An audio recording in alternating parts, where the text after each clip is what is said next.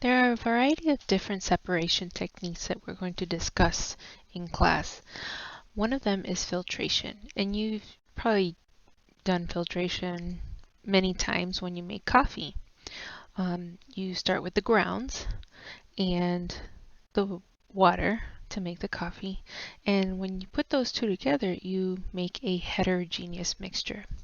Now, in order to separate the liquid from the grounds, we use filtration, where the grounds stay behind, the solid part, and the liquid comes through the filter. Because the filter size, it is big enough that the liquid can come through, but it is small enough that the grounds stay behind.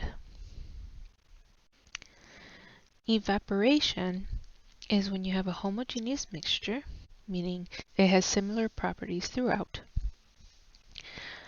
And this is done by boiling the sample with heat, and it essentially evaporates the liquid and the solid stays behind. You've probably done your laundry before. This is a form of centrifugation. It's the spinning of the washing machine over and over again, that with centrifugal force you separate a heterogeneous mixture of a liquid and solid. In this case, the liquid's the dirty water, soapy water, and the laundry is your solid. When we talk about chromatography, it is a separation of a homogeneous mixture where, again, it's similar throughout, and this can be either liquids or gas, and as you can see here, like tie-dye, the colors separate out.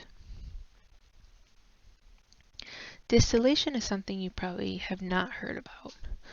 It is when you have a homogeneous mixture, in this case, in this example is wine, and it gets heated up and the liquid is evaporated and then cooled down so that it condenses into liquid again and forms brandy on the other side.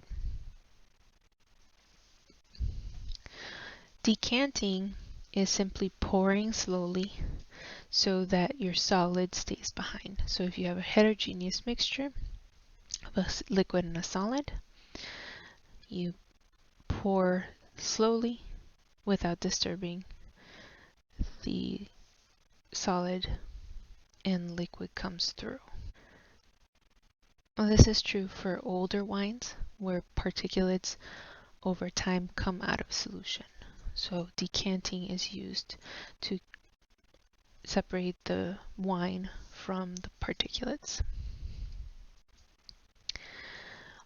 You probably have used a magnet before, and so magnetic separation is also a way to separate two solids, one that's magnetic and one that's not, where if you carry a magnet on top, anything that's magnetic will be attracted to the magnet.